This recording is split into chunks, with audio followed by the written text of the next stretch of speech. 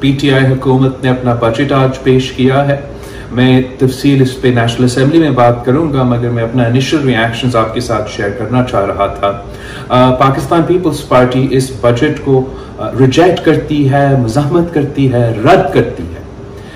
ये इंतहाई मायूस कुन बजट है जहां पाकिस्तान तारीखी चैलेंजेस का सामना कर रहा है। कोविड का जो पैंडेमिक है हर पाकिस्तानी का जिंदगी को खतरा में डाल रहा है।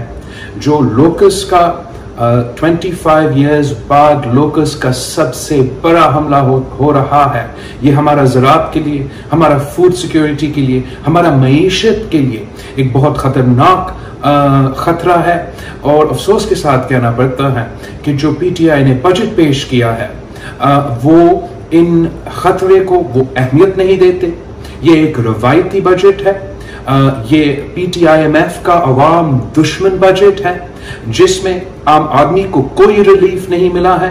अगर रिलीफ मिला है तो अमीर तबका को मिला है और आम आदमी को सिर्फ और सिर्फ तकलीफ मिला है। हम समझते हैं कि पीटीआई का ये जो बजट है हर पाकिस्तानी को इसको रद्द करना चाहिए।